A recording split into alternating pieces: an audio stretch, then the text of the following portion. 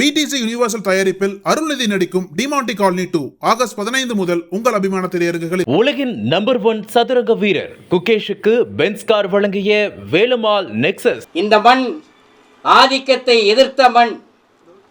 100 ஆண்டுகளுக்கு மேலாக இந்த மண்ணிலே எல்லா ஆதிக்கங்களையும் எதிர்த்து இந்த மண்ணிலே திராவிட இயக்கம் கொடிபிடித்து வெற்றி கண்டிருக்கிறது. எதனாலே நாம் மட்டும் எதிர்க்கிறோம்? அதற்கான விளக்கங்களை நம்முடைய மதிவதனி அவர்கள் இங்கே தெளிவாக சொன்னார்கள். ஆளூர் ஷானவாஸ் அவர்கள் சொன்னார்கள்.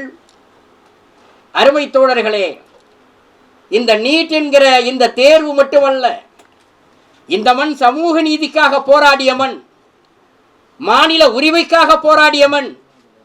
இன்னும் சொல்ல போனால் விடுதலைக்கு பிறகு எங்கள் நாட்டை பிரித்து கொடு என்று பிரிவினை குரல் கேட்ட மண் இந்த தமிழ்நாடு. நம்முடைய தலைவர்கள், அது டெல்லிக்காரனுக்கு தெரியும். 100 ஆண்டுகளுக்கு முன்பு 1912ஆம் ஆண்டு ராயல் கமிஷன் வருகிறது. அந்த கமிஷன் வந்த நேரத்திலே இந்த சென்னை மாநகரத்தினுடைய நகரமன்ற தலைவராக இருந்த சர்பிடி தியாகராயர் நீதி கட்சியினுடைய தலைவர்களிலே ஒருவர். அவர் ராயல் கமிஷனிலே சாட்சியம் அளிக்கிறார். அப்படி அளிக்கின்ற நேரத்திலே, நீங்கள் எதற்காக இந்த ராயல் கமிஷன் வந்திருக்கிறது? இந்தியர்களுக்கு சிவில் சர்வீஸ் பணிகளிலே இடஒதுக்கீடு வழங்க வேண்டும், அதை எப்படி வழங்க வேண்டும் என்பதை ஆராய்வதற்காக வந்திருக்கிறது. அதிலே கொடுக்கிற பொழுது நம்முடைய சர்பிடி தியாகராயர் சொல்கிறார், இந்தியா முழுவதும் ஒரே மாதிரியான பரீட்சை வைத்து, ஒரே மாதிரியான தேர்வு வைத்து நீங்கள் தேர்வு செய்தால் அது ஒரு சமூகத்துக்கு மட்டும்தான் பலனளிக்கும். இங்கே இருக்கக்கூடிய அனைத்து சமூகம், பின்தங்கி இருக்கிற, ஒடுக்கப்பட்டிருக்கிற இஸ்லாமிய சமூகம், கிறிஸ்துவ சமூகங்களுக்கு கல்வியும் வேலை வாய்ப்பும் கிடைக்க வேண்டும் என்றால் ஒரே தேர்வு நடத்துகிற முறையை இந்தியாவில் நீங்கள் அமல்படுத்த கூடாது என்று 112 ஆண்டுகளுக்கு முன்பு ஒரே தேர்வை எதிர்த்த தலைவர், நீதி கட்சியின் தலைவர், நம்முடைய தலைவர் தியாகராயர். 112 ஆண்டு ஆயிடுச்சு. அன்னைக்கு தியாகராயர் கேட்டார். இன்றைக்கு 112 ஆண்டுகளுக்கு பிறகு இன்னைக்கு அதே நீட் என்கிற பெயரில் வந்திருக்கிற அதை நாம் எதிர்த்து கொண்டிருக்கிறோம். நம்முடைய இரத்த அணுக்களிலே ஊறி இருக்கிற உணர்வு அந்த உணர்வு. எனவேதான் ஆந்திராவை தாண்டி இருக்கக்கூடிய எந்த மாநிலத்துக்காரனுக்கும் வராத உணர்வு, இரத்த கொதிப்பு நமக்கு வருகிறது.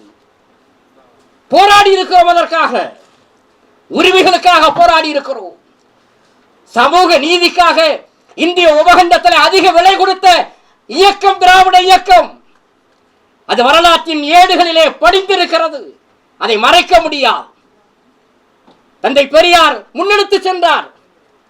1916 நீதி கட்சி தொடங்கப்பட்டதற்கு பிறகு அது நீண்ட நெடிய வரலாறு தோழர்களே. ஆனால் நீதி கட்சி நடைமுறைப்படுத்தியது. பனகலரசர் வந்தார்.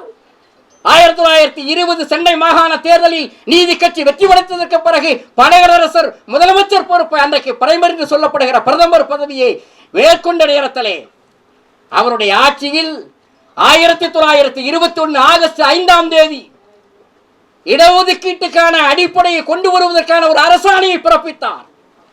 ஆனால் ஏற்றுக்கொள்ளவில்லை இங்கு இருக்கிற பார்ப்பனர்கள். அன்றைக்கு காங்கிரஸ் கட்சியில் இருக்கிற பார்ப்பனர்களும் ஹிந்து சுதேசமித்திரன் போன்ற ஏடுகளும் ஏற்றுக்கொள்ளவில்லை. இது அநியாயம், தகுதி திறமைக்கு எதிரானது என்று கொடிபிடித்தார்கள்.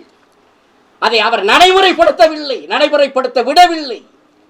சட்டமன்றத்திலே நம்முடைய டாக்டர் சி நடேசனார், திராவிட இயக்கத்தினுடைய மூத்த தலைவர், அவர் சட்டமன்றத்திலே சொன்னார், பார்ப்பனர் அல்லாதார்கள், சமூக ரீதியாக பின்தங்கி இருக்கக்கூடிய ஒடுக்கப்பட்ட மக்கள், பின்தங்கிய மக்கள், சிறுபான்மை மக்கள் கல்வி அறிவு பெறுவதற்கு, வேலைவாய்ப்பு உரிமை பெறுவதற்கு பார்ப்பனர் அல்லாதாருக்கு சலுகைகள் கொடுத்து நீங்கள் அவர்களை அந்த இடங்களை அவரை நியமிக்க வேண்டும் என்று சொன்ன நேரத்திலே இந்து பத்திரிகையும் சுதேசமித்திர பத்திரிகையும் கடுமையாக எதிர்த்து எழுதின.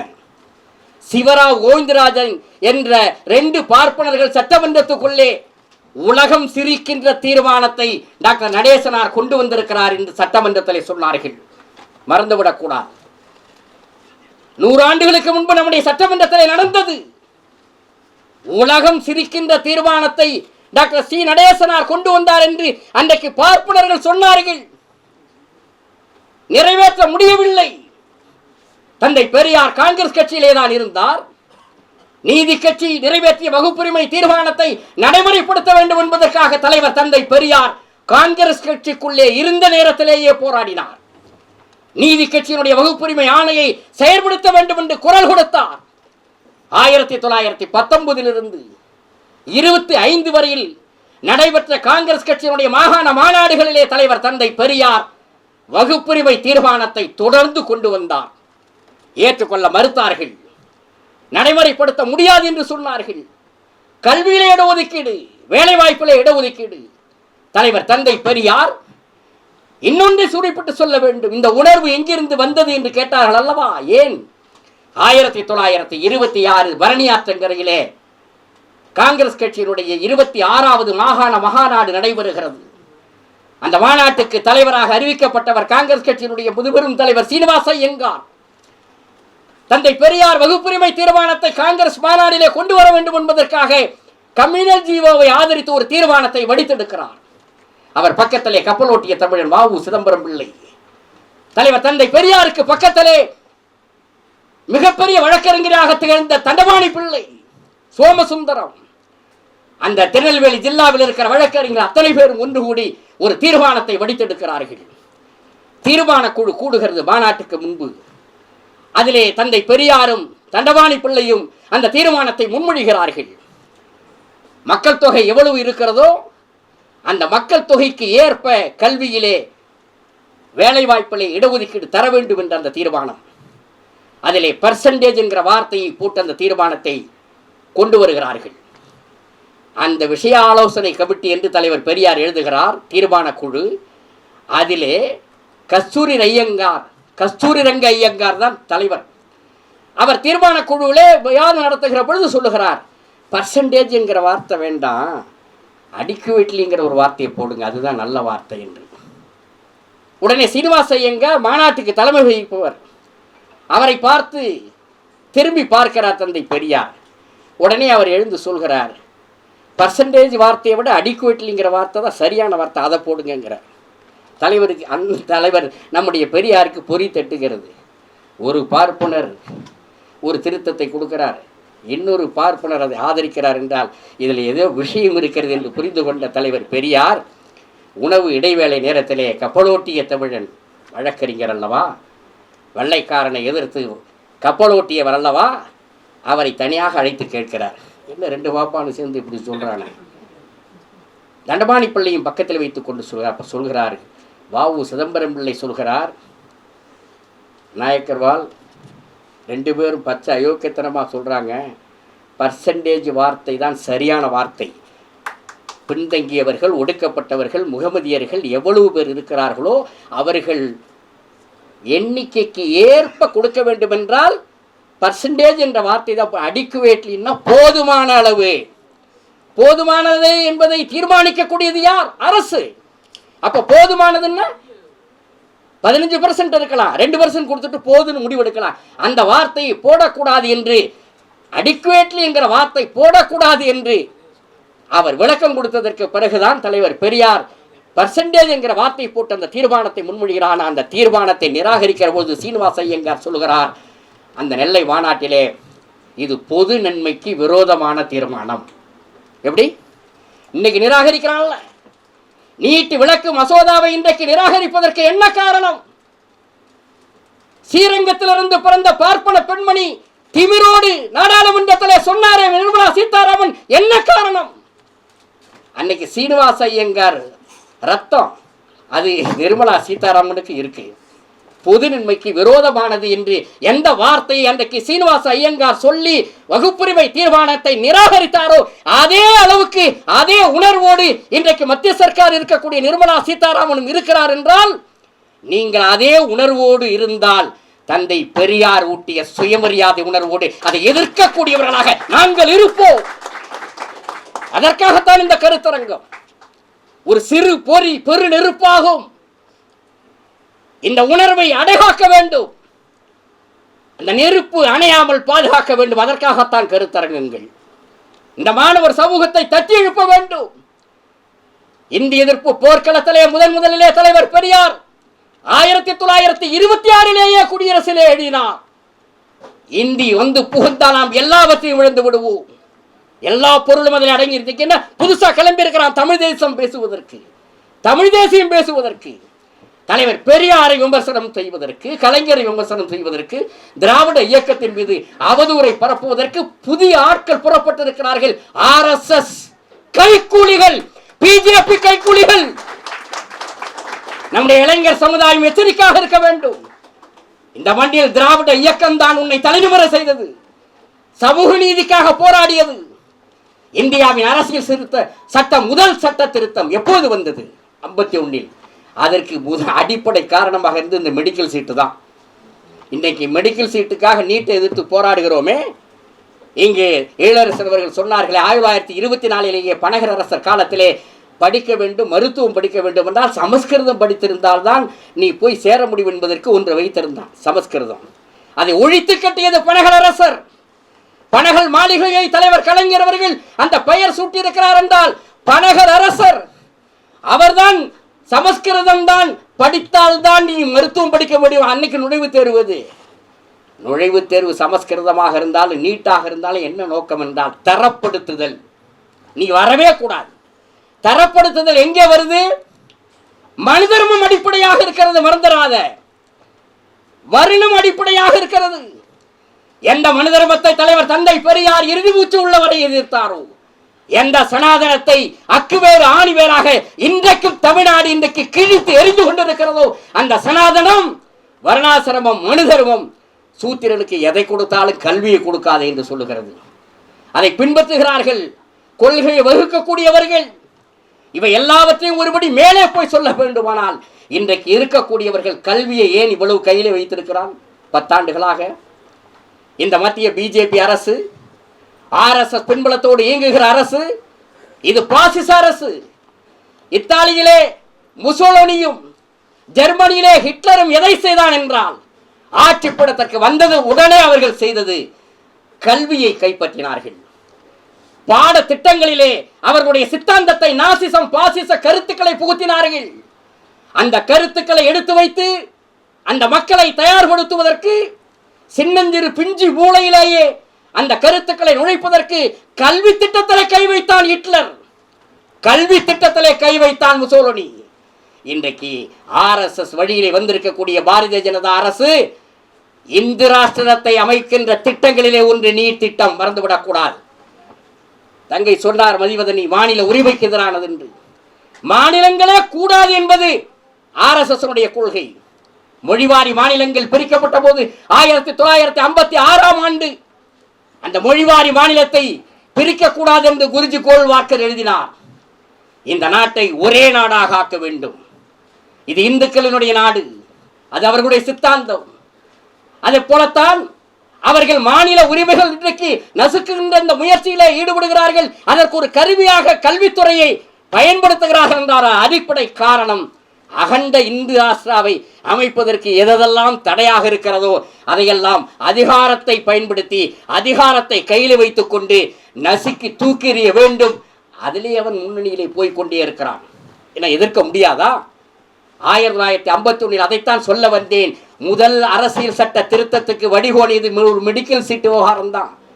சண்பகம் துரைராஜன் என்கிற ஒரு பார்ப்பன பெண்மணி, அந்த அம்மா 37 வயசுல எந்த மெடிக்கல் காலேஜில் மனு போட முடியும்? ஆனால் பச்சை அயோக்கியத்தனம், பார்ப்பனியங்கிறது அடி முதல் நுனி வரை பச்சை அயோக்கியத்தனம். மனு போடுறான் அந்த அம்மா சண்பகம் துரைராஜன். இடஒதுக்கீடு என்பது 1928 தமிழ்நாட்டிலே சென்னை மாகாணத்திலே செயல்பட்டு வருகிறது. அது இருக்கிற காரணத்தினால எனக்கு தகுதி இருக்கு, மெடிக்கல் சீட் கொடுக்கலன்னு கேஸ். குமாரசாமி ராஜா இங்கே மந்திரி சபையில், இங்கே அவர் தான் முதலமைச்சராக இருக்கிறார். உயர் நீதிமன்றத்தில் இருக்கிற சோமசுந்தரம் நீதிபதி, விஸ்வநாத சாஸ்திரி நீதிபதி.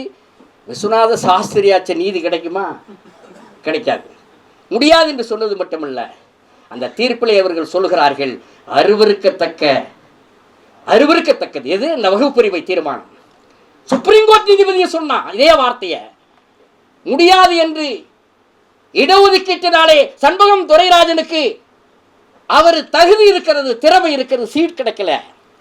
நீ பின்தங்கிய சமூகத்தை, ஒடுக்கப்பட்ட சமூகத்தை முன்னேற்றணும்னா இலவசமாக கல்வி கொடு, சீருடை கொடு, பாட புத்தகம் கொடு, படிக்கிறதுக்கு உதவி பண்ணு. எதுக்கு சீட்டு கொடுக்குற? ஜாதி வாரியாக பார்க்குற, வகுப்பு வாரியாக பார்க்குற? கூடாது. தகுதி போயிடும், திறமை போயிடும். இன்றைக்கு சொல்லுகிற இதே வார்த்தை அன்றைக்கு உயர்நீதிமன்றம் கேட்டது, உச்சநீதிமன்றம் அதை அங்கீகரித்தது.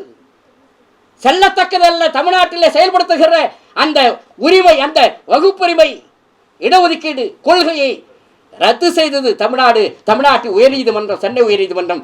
அது உச்சநீதிமன்றத்திற்கு மேல்முறையீடு செய்தார் குமாரசாமி ராஜா. அங்கே உச்சநீதிமன்றத்திலேயும் தள்ளுபடியானது. ஒரு அரசியல் சாசன பெஞ்ச், அரசியல் சாசன அமர்வு விசாரித்தது, அங்கேயும் தள்ளுபடியானது. வேறு வழி இல்லாமல் தலைவர் தந்தை பெரியார் 1950 ஆகஸ்ட் 14 வகுப்புரிமை நாள் கடைபிடிக்க வேண்டும் என்று அறிக்கை கொடுத்தார். போராட்ட களத்தை தயார் செய்தார். தந்தை பெரியார் ஒரு புறம் போராடினார், பேரறிஞர் அண்ணா இன்னொரு புறம் களம் அமைத்தார். இந்த போராட்டத்தினுடைய வீழ்ச்சி உள்துறை அமைச்சராக இருந்த சர்தார் பட்டேல் தமிழ்நாட்டுக்கு வந்தபோது கருப்பு கொடி காட்டுவேன் என்று தலைவர் பெரியார் அறிவித்தார். ஏன் இந்த கருப்பு கொடி போராட்டம்? வந்து இறங்கிய உடனே பட்டேல் கேட்கிறார்.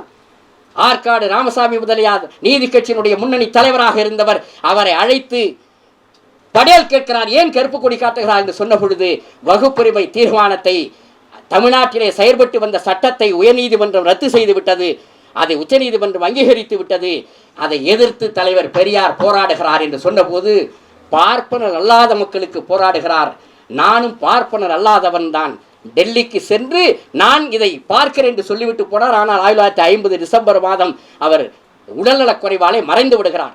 நெருக்கடி முற்றுகிறது.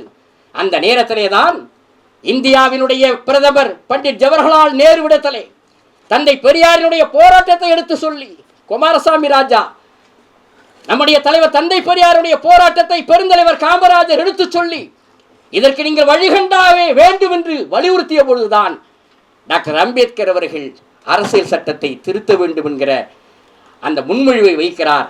பண்டித நேரு ஏற்றுக்கொள்கிறார். ஆனால் ராஜேந்திர பிரசாத் கையெழுத்து போட மறுக்கிறார். ராஜேந்திர பிரசாத் அரசியல் நிர்ணய சபையினுடைய தலைவராக இருந்தவர். முதல் சட்ட திருத்தத்தை கொண்டு வந்த நேரத்திலே அரசியல் நிர்ணய சபையிலே என்ன ஆதிக்கம் செலுத்தினாரோ அதே போலவே நேரு மந்திரி சபை முடிவெடுத்து 1951 ஏப்ரல் மாதம் இடஒதுக்கீடு, மெட்ராஸ் மாகாணத்தில் மிகப்பெரிய போராட்டம் நடக்கிறது. இடஒதுக்கீட்டுக்காக அங்கே போராடுகிறார்கள், சட்டத்தை திருத்த வேண்டும் என்று அவர் கொள்கை முடிவெடுத்த பொழுது ஏற்றுக்கொள்ள முடியாது என்று ராஜேந்திர பிரசாத் சொல்லி அனுப்புகிறார். நேருவுக்கே கோபம் வருகிறது. இது மந்திரி சபை எடுத்த முடிவு, நீ ஏன் ஏற்கவில்லை என்று. ஆனால் அதற்கு பிறகு அவர் அடிபணிகிறார். நாடாளுமன்றத்திலே சட்ட திருத்தத்தை, முதல் சட்ட திருத்தத்தை பண்டித ஜவஹர்லால் நேரு முன்னிலையிலே நம்முடைய அம்பேத்கர் முன்மொழிகிறார்.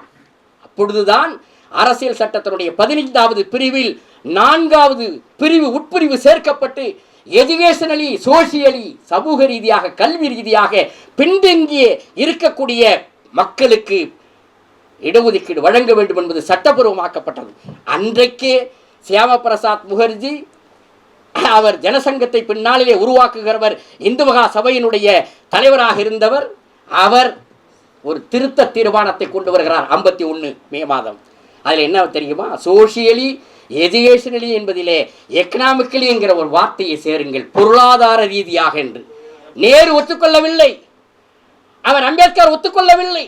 ஆனால் ஒன்றை நீங்கள் புரிந்து கொள்ள வேண்டும் தோழர்களே, 1951ஆம் ஆண்டு சியாமா பிரசாத் ஜனசங்கம், இன்றைக்கு இருக்கிற பாரதிய ஜனதா கட்சியினுடைய தாய் அமைப்பு, அந்த ஜனசங்கத்தினுடைய தலைவர் சியாமா பிரசாத் முகர்ஜி, எஸ்பி முகர்ஜி எந்த எக்கனாமிக்கலி என்கிற கிரிட்டீரியா சேர்க்க வேண்டும் என்று சொன்னாரோ அதை அவர்கள் 80 ஆண்டு காலம் அந்த கொள்கையை அடைகாத்து வைத்து 2019 ஆட்சி பீடத்தில் மிருகத்தனமான மெஜாரிட்டி இருக்கிற பொழுது பொருளாதார இடஒதுக்கீடு என்பதை நிறைவேற்றி விட்டார்கள். 10.5 10% மறந்துவிடக்கூடாது.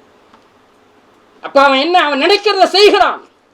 51 சியாமா பிரசாத் முகர்ஜி பொருளாதார இடஒதுக்கீடு வேண்டும் என்று சொன்னதை 2019 அவன் அதிகாரம் கையில் இருக்கிற போது நிறைவேற்றி கொண்டிருக்கிறார் என்றால் அவன் என்ன நினைத்தானோ, எந்த கோட்பாட்டிற்கு நிற்கிறானோ அந்த கோட்பாட்டை நடைமுறைப்படுத்துவதற்கு சட்டத்தை பயன்படுத்துகிறான், அதிகாரத்தை பயன்படுத்துகிறான் என்றால் நம்முடைய தோழர்கள் இந்த திராவிட மண்ணிலே நாம் எந்த நோக்கத்தோடு திராவிட இயக்கம் இந்த மண்ணிலே சமூக நீதிக்காக, மாநில உரிமைக்காக, கல்வி உரிமைக்காக குரல் கொடுத்ததோ, அந்த சித்தாந்தங்களை இந்த மண்ணில் அழியாமல் பாதுகாப்பதற்கு, இந்த நாட்டு திராவிட மாணவர்களை ஒன்று திரட்டுவதற்கும், நம்முடைய எதிரிகளை இருக்கிற இடம் தெரியாமல் செய்வதற்கும் மாணவர் புரட்சியை ஏற்படுத்த கிளம்புங்கள் திராவிட கூட்டம் என்று கூறி வாய்ப்புக்கு நன்றி பாராட்டி அமைகிறேன். நன்றி, வணக்கம்.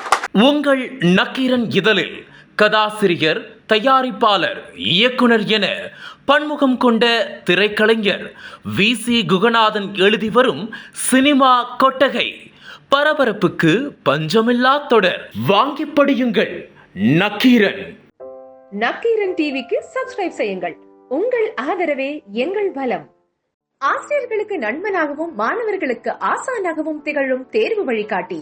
ஒவ்வொரு பாடத்திற்கும் அனுபவமிக்க ஆசிரியர்களின் துல்லியமான தெளிவான விடைகள். CNC இருக்கு, தேர்வு பயம் எதற்கு? இது தீரன் பப்ளிஷிங் ஹவுஸ் விற்பனை வெளியீடு.